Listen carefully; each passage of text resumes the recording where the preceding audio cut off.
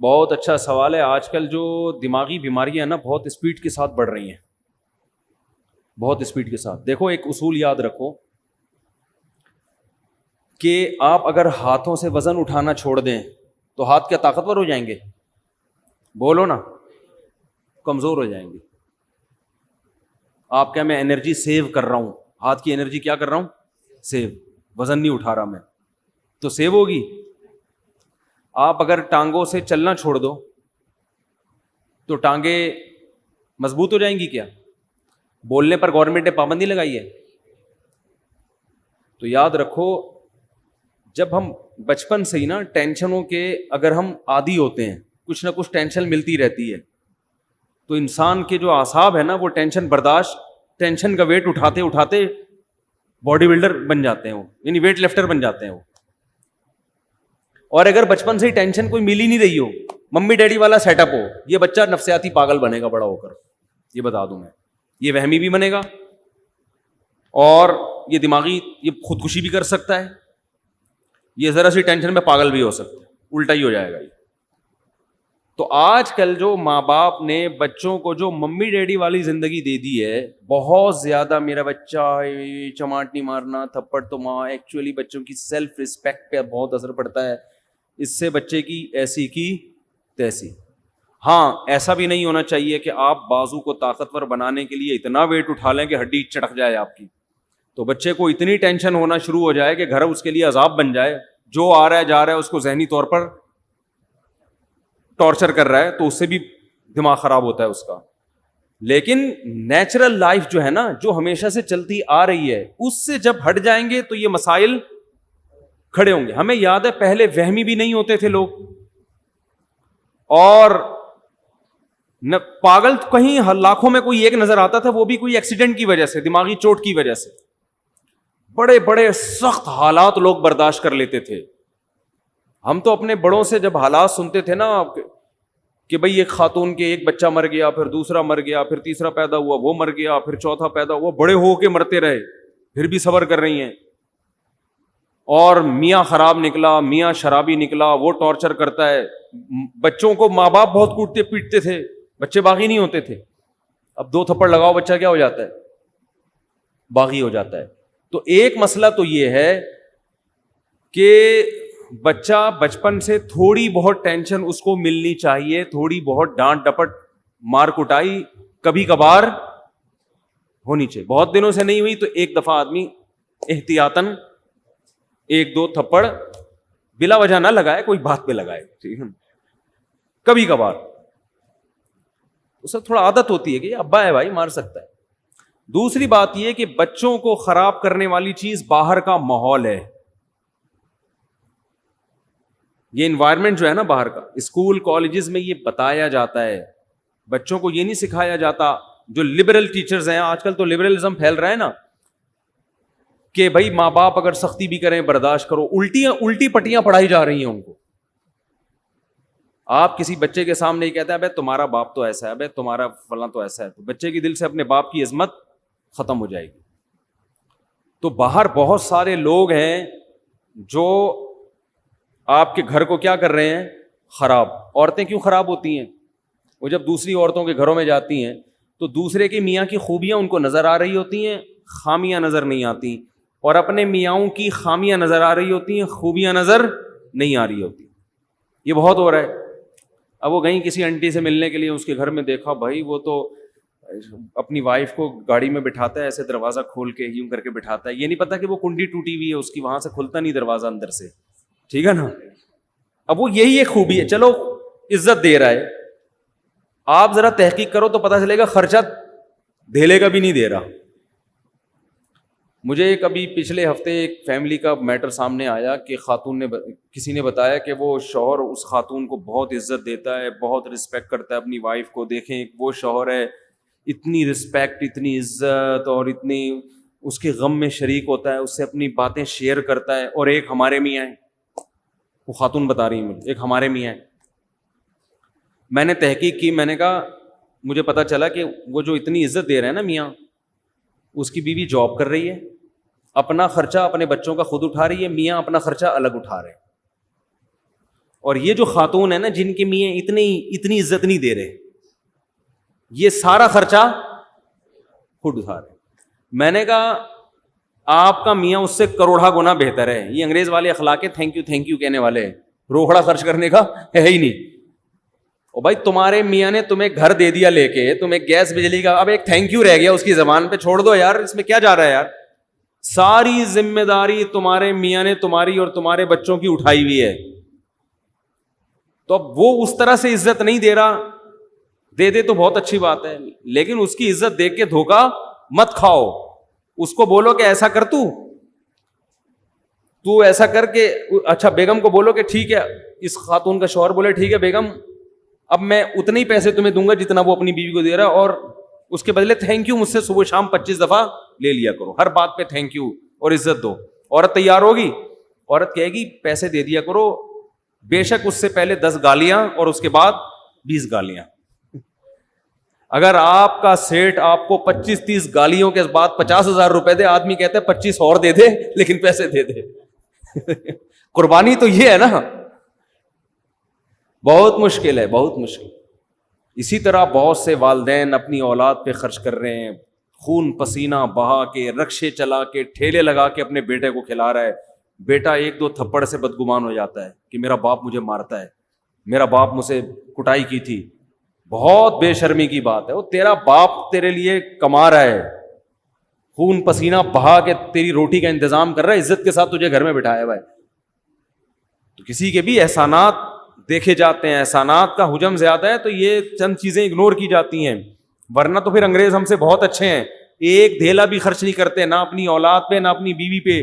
بات کا اسٹائل دیکھو انگریزوں کے, یہ گالیاں ہیں جو ہمارے یہاں چل رہی ہیں انگلش میں ہوں گی, اتنی بری لگتی نہیں ہے وہ انگلش میں, ٹھیک ہے نا, لیکن کوئی ذمہ داری اٹھانے کے لیے تیار ہے ہی نہیں. ہمارے ایک دوست امریکہ میں, انہوں نے کہا کہ یہاں کسی گوری سے, کم عمر لڑکی سے اگر کوئی انگریز کہہ دے نا میں تم سے شادی کرنا چاہتا ہوں, خوشی سے بے ہوش ہو جائے گی. کیوں؟ اس کو پتا ہے کوئی شادی نہیں کرتا, سب گرل فرینڈ بنا کے مزے اڑائیں گے بس. تو ذمہ داری تو ہمارے ہاں اٹھائی جاتی ہے, ہمارے ہاں مرد اپنے کندھوں پہ بچوں کا بوجھ بھی, بہنوں کا بوجھ بھی, ماں باپ کا بوجھ بھی, اور ایک بھائی اگر بے روزگار ہے اس کا بوجھ بھی, وہ بھی پان گٹکے کے پیسے بڑے بھائی سے لے رہا ہوتا ہے.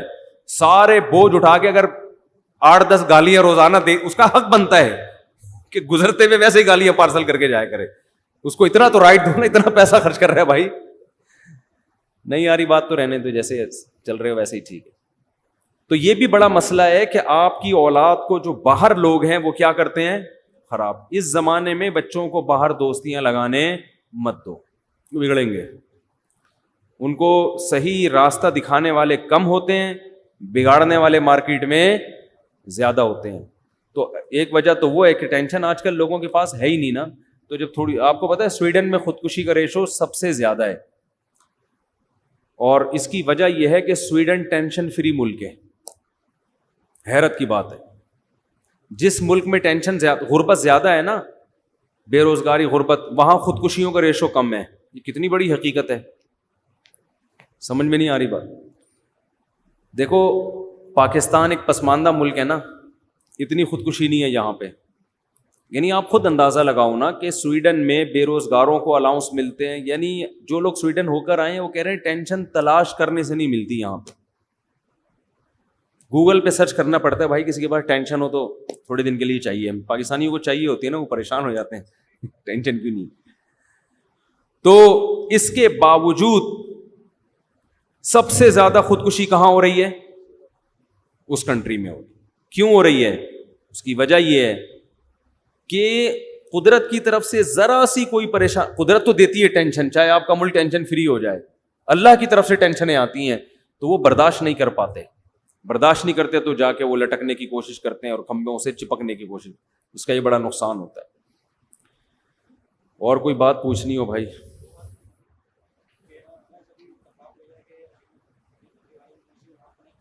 دیکھو بات کسی مسلک کی نہیں ہے, جس کا عقیدہ شرکیہ ہے اس کے پیچھے نماز جائز نہیں ہے. سمجھتے ہو؟ اسلام میں آپ جیسے کسی کو دائرہ اسلام سے نکال نہیں سکتے, زبردستی لا بھی نہیں سکتے دائرہ اسلام میں. لوگ بہت براڈ مائنڈڈ بنتے ہیں کہ ہم ہر ایک کے پیچھے نماز پڑھ لیتے ہیں. ایسا نہیں ہوتا. آپ کو جوڑ پیدا کرنے کے لیے اسلام کی جو حدود ہیں, جو باؤنڈری اسلام نے کھینچی ہے, اس باؤنڈری کے اندر رہنا پڑے گا. اور ایک بات خوب اچھی طرح سمجھ لیں, پہلی بات تو یہ ہے کہ جس کا عقیدہ شرکیہ ہو اس کے پیچھے نماز جائز نہیں ہے, چاہے اہل حدیث ہو, چاہے دیوبندی ہو, چاہے بریلوی ہو, چاہے کوئی بھی ہو. عقیدہ شرکیہ ہے تو اس توحید پرست ہونا ضروری ہے. دوسری بات یہ ہے کہ جوڑ پیدا کرنے کے لیے آج کل یہ بھی ایک ٹرینڈ چل نکلا ہے کہ بس لوگوں کو دین پہ لے کر آنا ہے. اس کے لیے اسلام کی جو بیسک اصول ہیں انہی کی دھجیاں اڑا دی جاتی ہیں. تو لوگوں کو دین کے قریب کرنے کے لیے آپ جو اسلام کے بنیادی اصول ہیں, اسلام نے جو باؤنڈری کھینچی ہے, اس میں تبدیلی نہیں کر سکتے. نبی صلی اللہ علیہ وسلم نے 13 سال مکہ میں دعوت دی ہے, چند لوگوں کے سوا کوئی بھی ایمان نہیں لے کر آیا. اور مشرکین کیا کہتے تھے کہ تھوڑی سی لچک پیدا کر دیں, تھوڑی سی ہماری بات مان لیں. آپ نے مصلحتاً بھی ان کی بات نہیں مانی کہ اسلام کی جو بنیادی احکام ہے نا ان میں کمپرومائز نہیں ہوگا. جن چیزوں کا انتظامی معاملات سے تعلق ہے, مینجمنٹ سے, ان میں تو جیسے صلح حدیبیہ میں آپ نے بہت ساری چیزوں میں مانی ان کی بات, لیکن اگر وہ یہ معاہدہ کرتے کہ آپ ایک نماز چھوڑ دیں تو نبی اس شرط کو تسلیم نہیں کرتے. بھائی نماز بھی نہیں چھوڑ سکتے, روزہ بھی نہیں چھوڑ سکتے, داڑھی بھی نہیں کاٹ سکتے ہم, ٹھیک ہے نا, چوری کو جائز بھی نہیں, زنا کی بھی اجازت نہیں ہو سکتی. تو اسی طرح یاد رکھو آج کل ایک بہت بڑا مسئلہ یہ ہو گیا ہے کہ ہماری حدود ساری ختم ہوتی چلی جا رہی ہیں. اور یہ بھی ذہن میں رکھیں کہ نبی صلی اللہ علیہ وسلم کی سیرت میں جہاں ہمیں معاف کرنا ملتا ہے وہاں انتقام لینا بھی ملتا ہے. اب یہ کام ہوتا ہے کہ کون سا موقع معاف کرنے کا ہے اور کون سا موقع انتقام لینے کا ہے. بعض دفعہ انتقام لینے میں فائدہ زیادہ ہوتا ہے. علماء نے لکھا ہے, دیکھو نبی کتنے رحمت للعالمین تھے نا, کتنی رحمت تھی, لیکن خودکشی ایک شخص نے کی, نبی نے اس کا جنازہ نہیں پڑھایا. حالانکہ آپ تو رحمت للعالمین ہیں, اور اس کا جنازہ فی نفسی ہی جائز بھی ہے, تو مسلمان نہ وہ. علماء کہتے ہیں, اس حدیث کی روشنی میں علماء کہتے ہیں کہ جو خودکشی کرے گا مسجد کا مقتدی رہبر یا کوئی بڑا عالم اس کا نماز جنازہ نہ پڑھائے, بائیکاٹ کرے. لیکن ہم کیا کر رہے ہوتے ہیں یہاں پہ, نہیں بھائی اس کی تعریفوں پہ پول باندھ رہے ہوتے ہیں. وہ جو انڈیا میں ایک لڑکی نے خودکشی کی تھی نا, بہت لوگوں نے ترس کھایا. میں نے کوئی ترس والا بیان نہیں کیا, میں نے کہا اللہ مغفرت کرے, مسلمان تھی لیکن کوئی اچھا کام نہیں کیا. یہ واجب التعزیر ہے بھائی. تم جرم بھی کر رہی ہو اور ساری دنیا کو بتا کے دریا میں چھلانگ لگا کے اور بھی لوگوں کو کہہ رہی ہو کہ سب چھلانگے مارو. یہ تو بے صبری ہے نا. نیکی کو پروموٹ کیا جاتا ہے, ہائی لائٹ کیا جاتا ہے کہ دیکھو غم کے موقع پر میں یہ صبر کر رہی ہوں, تو آپ لوگ بھی صبر کرنا سیکھو.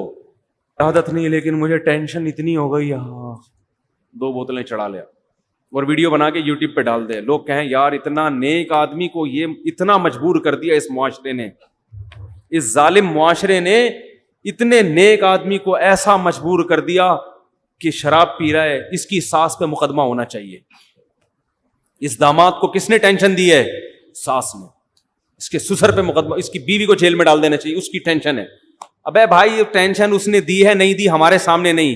تو جو جرم کر رہا ہے نا, تو لوگوں کو گواہ بنا رہا ہے. اب اس انڈیا کی وہ لڑکی کی ساس غلط تھی نہیں تھی ہمیں نہیں پتا, لیکن آپ کا غلط ہونا تو آپ نے خود ثابت کر دیا نا اپنے آپ کو حرام موت مار کے.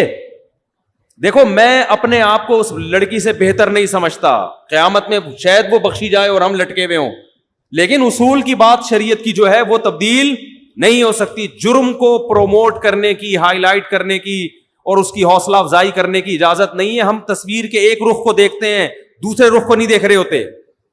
ایک بہت بڑا سنگر تھا, جب اس کی ڈیتھ ہوئی ہے تو اس کا جنازہ لایا گیا ہمارے ہاں. ہمارے شیخ حضرت مفتی رشید احمد صاحب کے حضرت نے انکار کر دیا نماز جنازہ پڑھانے سے, پھر میں نہیں پڑھاؤں گا.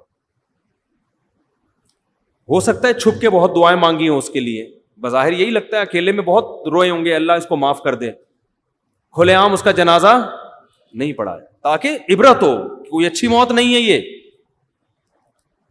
ہاں کوئی چھپ کے جرم کر رہا ہے, اپنے جرم کو خود ہی چھپا رہا ہے, تو ہمیں بھی حکم ہے اس کو ہم چھپائیں. ایک اپنے آپ کو ایکسپوز کر دیا اس نے, وہ تو لوگوں کو ترغیب دے رہا ہے جرم کی.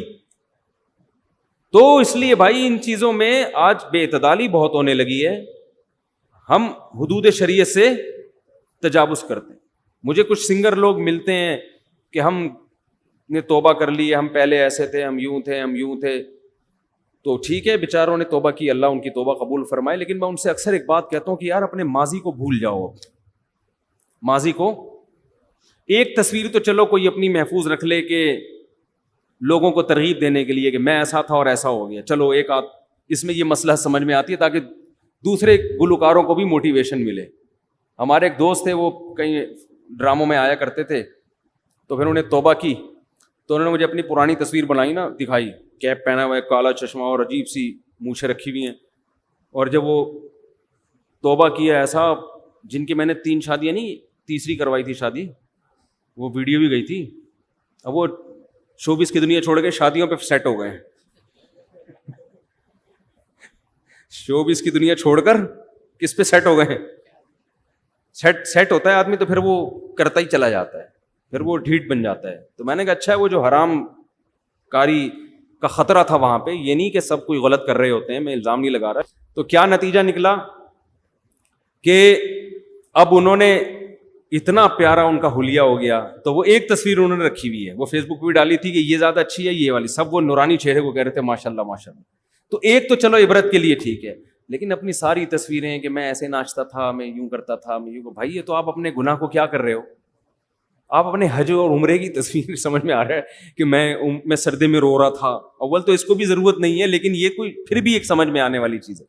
تو اپنے گناہ کی یادگاریں محفوظ رکھنا یہ اچھا کام نہیں ہے. نبی صلی اللہ علیہ وسلم نے فرمایا کہ ایمان کی مٹھاس کا، حدیث کا مفہوم ہے، اس وقت انسان کو محسوس ہوتی ہے جب وہ کفر کی دنیا یا گناہ کی دنیا میں جانے کو اتنا برا سمجھے جیسے آگ میں چھلانگ لگانے کو. اس کو اتنی نفرت ہو اس ماضی کی دنیا سے کہ میں نے کس گند میں زندگی گزار رہا تھا. پھر اس کا مطلب ہے خاندانی توبہ کی ہے اس نے. سمجھتے ہو کہ نہیں سمجھتے ہو؟ جی مفتی صاحب مغرب کے بعد بیان صحیح ہے، ہم لوگ دور سے آتے ہیں، جاتے جاتے 1 بج جاتا ہے. یار زیادہ تر لوگ عشاء کے بعد آتے ہیں نا، چند لوگ تو ٹھیک ہے، ابھی دیکھو لوگ ہی نہیں ہے مارکیٹ میں، ورنہ تو کافی زیادہ لوگ آتے ہیں. عشاء کے بعد ہی ٹھیک ہے میرا خیال ہے، تھوڑی ہمت کر لیں. کیا کہہ رہے ہیں بھائی آپ؟ جی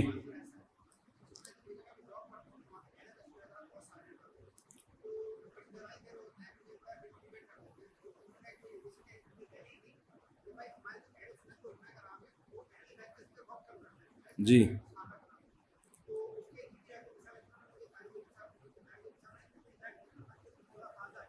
ہاں جی.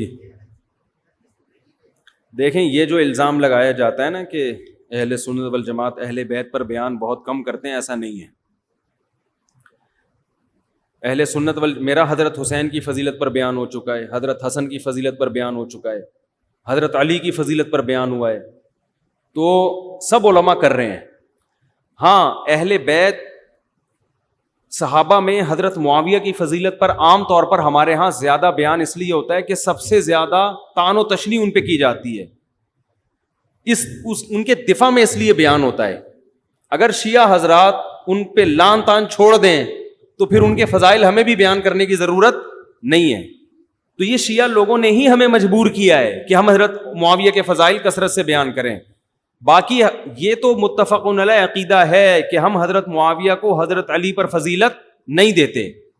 یا تو ہم دے رہے ہو نا فضیلت، پھر یہ الزام لگایا جا سکتا. ہم مانتے ہیں کہ حضرت علی کی فضیلت حضرت معاویہ سے زیادہ ہے. دوسری بات دیکھیں کہ جب بھی آپ خود کسی کو اجازت دے دیں گے نا کہ وہ آپ پہ سوالات کی بوچھاڑ کرے، تو اس کا نتیجہ یہ نکلے گا کہ وہ تو اپنی ساری باتیں آپ سے کر لے گا.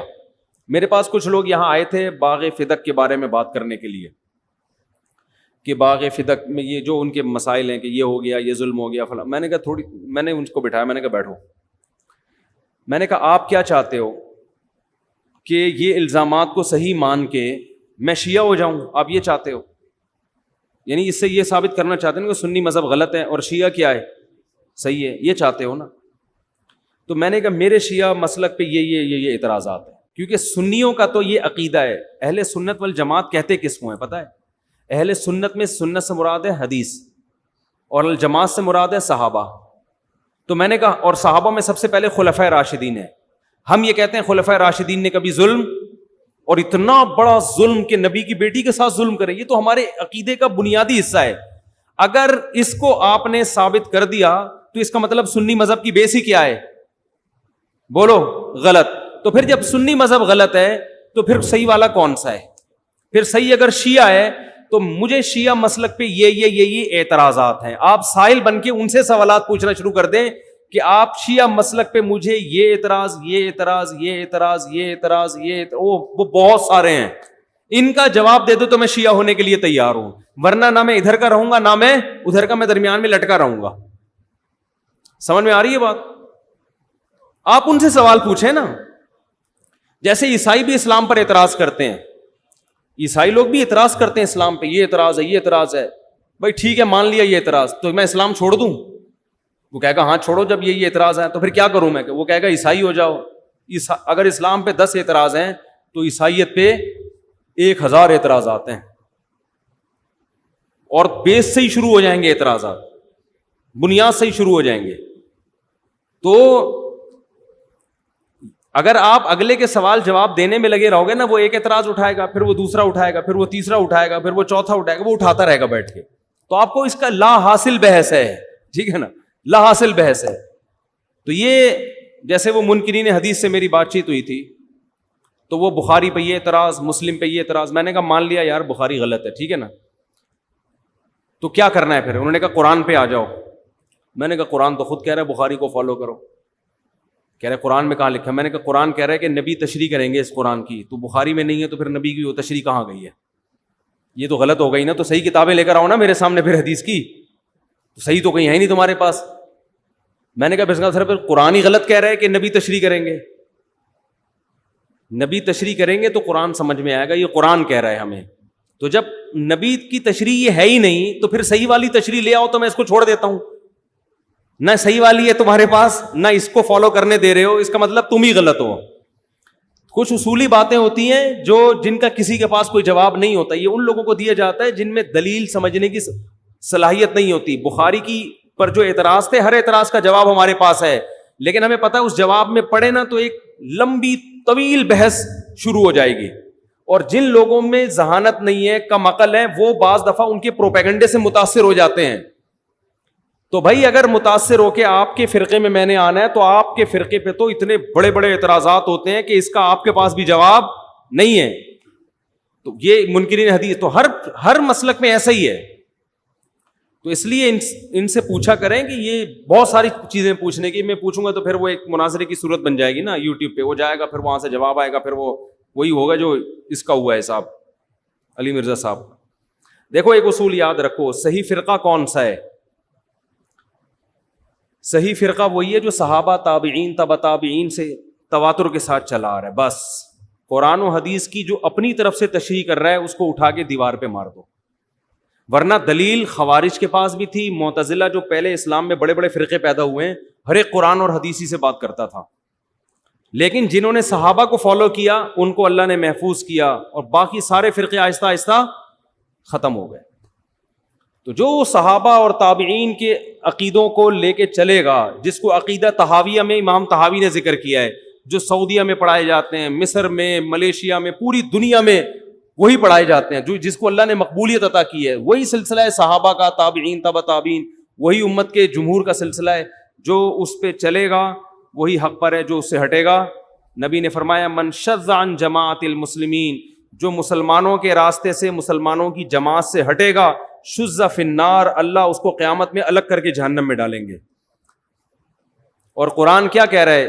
قرآن کی آیت سنیں کہ وَمَن يُشَاقِقِ الرَّسُولَ مِن بَعْدِ مَا تَبَيَّنَ لَهُ الْهُدَىٰ وَيَتَّبِعْ غَيْرَ سَبِيلِ الْمُؤْمِنِينَ, جو مومنین کے راستے کو چھوڑ کر کسی اور راستے کو اختیار کرے گا, نُوَلِّهِ مَا تَوَلَّىٰ, جدھر جا رہا ہے ہم جانے دیں گے, وَنُصْلِهِ جہنم, اور جہنم میں پھینک دیں گے اس کو. تو یہاں بھی اللہ نے کیا فرمایا؟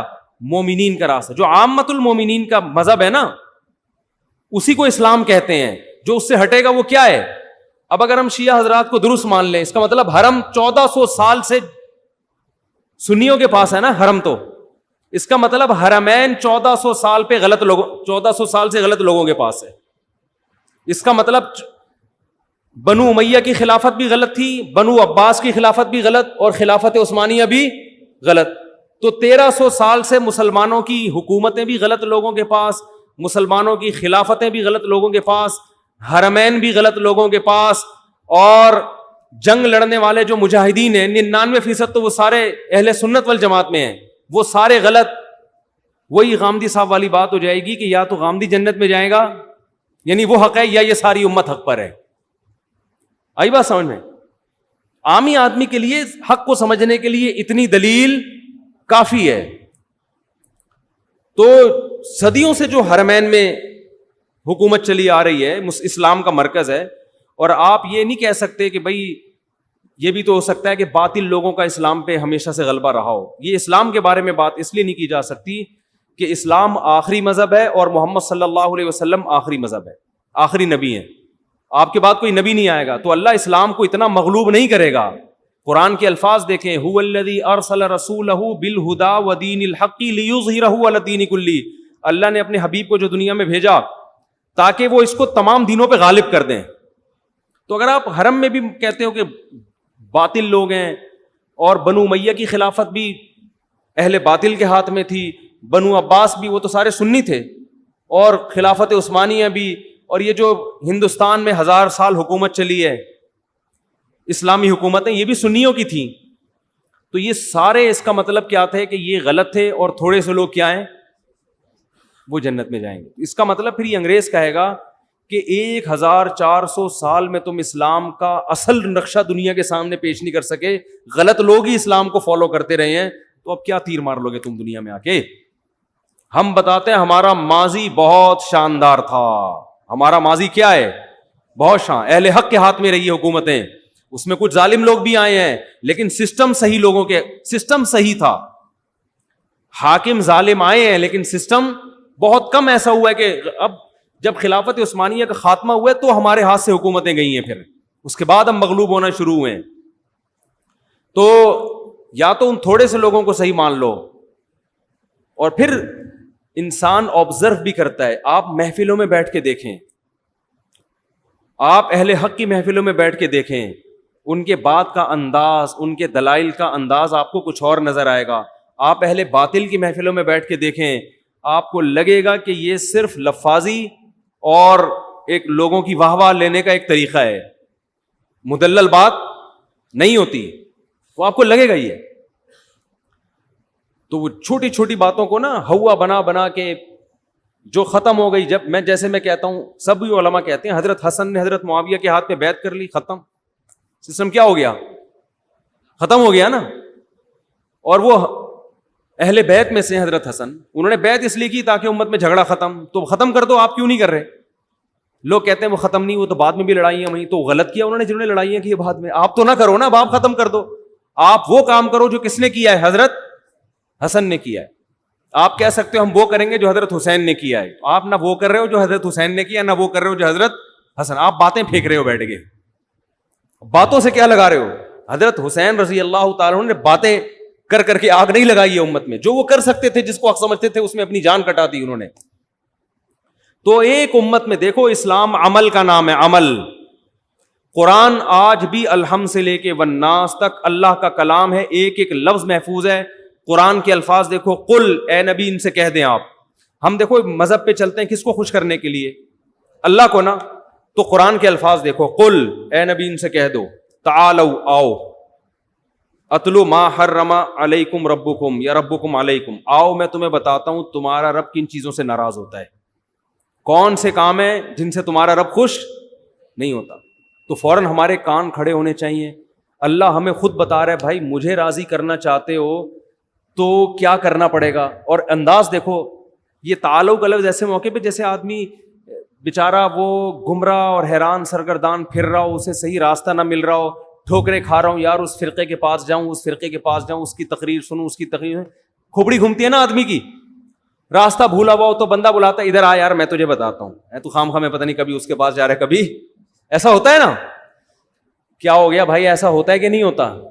آپ بلاتے ہیں ابے بھائی وہ بیچارہ ادھر جا کے وہ اس کو غلط وہ کہہ رہا ہے انڈا موڑ ادھر ہے, وہ کہہ رہا ہے بیان عشاء کے بعد ہوتا ہے, کوئی کہہ رہا ہے مغرب کے بعد ہوتا ہے, کوئی کہہ رہا ہے وہ ادھر بیٹھتے ہیں, کوئی کہہ رہا ہے ایسا ہی ہوتا ہے نا, وہ کہہ رہا ہے بریانی وہاں اچھی ملتی ہے, وہ کہہ رہا ہے وہاں, تو آپ ابے ادھر آ, ادھر تو خام خامے یہ ان نون آدمی ہے, تو دوسرے شہر سے آیا, لوگ تجھے بیوقوف, ادھر آ میں تجھے بتاتا ہوں, ادھر بیٹھ شاباش. پھر آپ اسے تمیز سے بتاتے ہیں تو وہ مطمئن ہو جاتا ہے. تو اللہ کا بھی انداز بولو یہی, قل اے نبی ان سے کہہ دو, اور آج بھی کہہ رہے ہیں, تعالو آؤ, اتلو میں تمہیں پڑھ کے سناتا ہوں کیا کرنا ہے اور کیا نہیں کرنا. تو اپنی تقریروں میں بھی اسی چیز کو فوکس کرو, ایران توران بیٹھ کے بیان, جو ماضی کے قصے ہیں وہ ہو چکے, ان کو اٹھانے سے کچھ بھی نہیں ہوگا. اب تعالوا اتلوا ما حرم ربکم علیکم اللہ تشرکوا بہ شیئا, سب سے پہلے ان کو یہ بتا دو کہ اللہ اپنے ساتھ شرک برداشت نہیں. صرف یا اللہ مدد کا نعرہ لگے گا, یا اللہ مدد کے علاوہ کسی اور چیز کا نعرہ نہیں لگے, نہ یا علی مدد, نہ یا غوث آدم, نہ یا رسول اللہ, کچھ بھی نہیں. اللہ ایک ہے, عبادت صرف اسی کی ہوگی, اس کے ساتھ کسی کو شریک نہیں کرنا. اللہ تشرکوا بہ شیئا وبالوالدین احسانا, اور ان کو بتاؤ کہ ابا اماں کے ساتھ اچھا سلوک کرنا ہے. نہیں آ رہی بات؟ ان میں سے بہت سو کا اپنے باپ اور ماں کے ساتھ اچھا سلوک نہیں ہوتا, ان کے قدموں میں جنت تلاش کرنی ہے. اور وَلَا تَقْتُلُوا أَوْلَادَكُمْ مِنْ إِمْلَاقٍ, غربت کے خوف سے اپنی اولاد کو قتل نہیں کرنا. پریگنینسی میں آج مائیں اپنے بچوں کو ضائع کر دیتی ہیں کہ شوہر کی ارننگ کم ہے. اللہ فرماتے ہیں نَحْنُ نَرْزُقُكُمْ وَإِيَّاهُمْ, اولاد کے معاملے میں مجھ پہ اعتماد کرنا ہے, جو خدا تمہیں روزی دے رہا ہے وہی اس کو بھی دے گا. آج یہ کتنا بڑا ہمارے یہاں ایک اخلاقی جرم ہے کہ نسل روکی جا رہی ہے, کھلائیں گے کہاں سے. یعنی آپ اپنے کیلکولیٹر پہ اور اپنے ارننگ پہ اعتماد کر کے بیٹھے ہوئے ہو, اس کو بھول گئے جو پیدا کر رہا ہے. یہ بہت بڑا جرم, تبھی تو ڈپریشن میں جاتے ہیں کہ سب کچھ اپنی جیب پہ. اللہ کو تو ڈکشنری سے ہی نکال دیا. اور کیا فرمایا, وَلَا تَقْرَبُوا الزِّنَا, زنا کے قریب بھی. متع اور زنا میں کوئی فرق نہیں ہے, خوب سمجھ لو. 2 گھنٹے کی شادی, 4 گھنٹے کی شادی, 5 گھنٹے کی جو ایگریمنٹ کے ذریعے شادی ہوتی ہے نا, متع جسے کہتے ہیں, وہ زنا ہی کا دوسرا نام ہے. متع میں اور زنا میں, ایک صاحب مجھے کہنے لگے نہیں زنا تو چھپ کے ہوتا ہے, متع میں 2 گواہ ہوتے ہیں. میں نے کہا اس کا مطلب زنا اگر 2 گواہوں کی موجودگی میں کر لو تو وہ متع بن جائے گا. انہوں نے کہا نکاح میں جو ہے نا, زنا میں تو کام کیا نکل لیے, متع میں ایگریمنٹ ہوتا ہے 1 مہینے کا, 10 منٹ کا بھی ہو سکتا ہے, 1 گھنٹے کا بھی ہو سکتا ہے. تو میں نے کہا وہی ہوا کہ ایک عورت آپ نے کرائے پہ لے لی 1 گھنٹے کے لیے, 2 گھنٹے کے لیے, 1 سال کے لیے لے لی. نکاح میں اور زنا میں بڑا فرق یہ ہے کہ نکاح میں عورت کو رائٹ نہیں ہوتا کہ آپ کے نکاح سے نکلے. شادی ہوئی ہے, مرد کو رائٹ ہے کہ وہ چھوڑے گا تو آپ نکاح سے نکلو گی, نہیں چھوڑے گا تو آپ نہیں نکل سکتی. سمجھ میں آ رہی ہے بات کہ نہیں ہے؟ اور اسی بیس پہ عورت شادی کے لیے آمادہ نہیں ہوتی. اس کو پتا ہے میں آؤں گی اپنی مرضی سے, جا اپنی مرضی سے نہیں سکتی, ہو سکتا ہے قیامت تک کے لیے مجھے بیوی بنا کے رکھ لئے. تبھی وہ یہی سوچ کے آتی ہے کہ جس کے ساتھ قیامت تک رہ سکتی ہوں, اس کو تو اس کے نکاح میں تو آؤں, جس کے ساتھ نہیں رہ سکتی اس کے نکاح میں آنا ہی نہیں ہے. وہ الگ بات ہے, ہماری عدالتوں نے یہ فلسفہ ہی ختم کر دیا, خلا کے اختیارات دے دے کے عورتوں کو.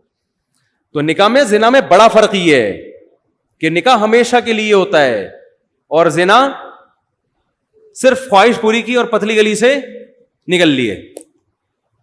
سمجھتے ہو؟ تو متع اور زنا میں کوئی فرق نہیں ہے. تو قرآن کیا کہہ رہا ہے, وَلَا تَقْرَبُوا الزِّنَا, زنا کرنا تو دور کی بات, اس کے قریب بھی مت پھٹکو. لڑکیوں سے فون پہ باتیں کرنا, میسج بازیاں اور ان سے دوستیاں, یہ چیز زنا کے قریب لے کر جاتی ہے. اور قرآن کیا کہہ رہا ہے کہ اوفوا الکیل والمیزان بالقسط, ناپ تول میں کمی مت کرو. کیا مطلب؟ جب حق لینے کی باری آتی ہے تو پورا حق لیتے ہو, دینے کی باری آتی ہے تو کیا کرتے ہو؟ ڈنڈی مارتے ہو. علماء نے لکھا ہے اس آیت میں گورنمنٹ کے وہ ملازمین بھی داخل ہیں جو دفتر لیٹ پہنچتے ہیں, کام دیر سے کرتے ہیں, تنخواہ پوری لیتے ہیں. وہ پرائیویٹ ملازم بھی داخل ہیں جو کمپنیوں میں ڈنڈی مارتے ہیں, کام نہیں کرتے, تنخواہ کمپنیوں سے پوری لیتے ہیں. وہ ٹیچر بھی داخل ہے, اسکول کے ٹیچر اور یونیورسٹیوں کو پروفیسر, یہ جو طلبہ کو دیانت داری سے پڑھاتے نہیں ہیں مگر سیلری اپنی پوری لیتے ہیں. وہ تمام لوگ اس آیت میں داخل ہیں. تو قرآن کہہ رہا ہے یہ حرکت, بولو نا, تو خطیب کی تقریروں میں ان موضوعات کا تذکرہ ہونا چاہیے. نہ کہ وہ ہر تھوڑے دن میں حضرت معاویہ کا مسئلہ لے کے بیٹھا ہوا ہے اور وہ حضرت فاطمہ کے ساتھ یہ ہو گیا تھا, فلانے کے ساتھ یہ ہو گیا تھا, فلاں کے ساتھ یہ ہو گیا تھا, وہی انہیں کو بیٹھ کے. قرآن تو کہہ رہے یہ مسائل ہیں بھائی تمہارے, تعالوا آؤ ہم تمہیں بتاتے ہیں. ولا تخف ما لیس لک بہ علم, جس چیز کی 100% دلیل نہیں ہے تمہارے پاس اس کے در پہ مت ہو. تبصرہ نہ کیا کرو. ہر آدمی پھینکو ہے کہ نہیں ہمارے معاشرے میں, کسی چیز کا پتہ نہیں ہے مگر کلپ آ رہا ہے اس کا, کورونا کے بارے میں اس شخص کا کلپ آ رہا ہے جس کو کورونا کی اسپیلنگ نہیں آتی ہے. ویکسین کے بارے میں اس کے تبصرے آ رہے ہیں جس کو ویکسین کی الف بے بھی نہیں پتا ہے کہ یہ ہوتا کیا ہے. تو قرآن کہہ رہا ہے جس چیز کا علم نہیں ہے اس کے در پہ بغیر تحقیق کے باتیں مت, اس سے فساد پھیلتا ہے معاشرے میں. تو یہ ہمارے ایشوز ہیں. اور اسی آیت میں قرآن نے اور بہت سارے احکام دیے, وہ سارے, ہاں ولا تقربوا مال الیتیم, یتیم کے مال کے قریب بھی مت پھٹکو. باپ کا انتقال ہو گیا, تمہارے چھوٹا بھائی ہے, چھوٹی بہن ہے, وہ یتیم ہے نا, تو بڑا بھائی کو اجازت نہیں ہے کہ وہ ابا کی وراثت کاروبار کے نام پہ ہڑپ کر جائے اور چھوٹے بھائیوں کو عید بقرعید پہ کپڑے بنا کے دے دیا کرے. بس یہ مارکیٹ میں ہول سیل کے حساب سے ہو رہا ہے. تو قرآن کہہ رہا ہے یہ مت کرو. تو خطیب کی ذمہ داری ہے, واعظ کی ذمہ داری ہے کہ وہ قرآن کے ان مسائل کو اٹھائے. اللہ کہہ رہے ان پر عمل کرو گے تو میں خوش ہوں گا, نہیں عمل کیا ان مسائل پر تو پھر بیٹھ کے پھینکتے رہو باتیں, قصے کہانیاں سناتے رہو. یہ تمہارا ہیڈیک ہے, یہ ہمارا مسئلہ نہیں ہے.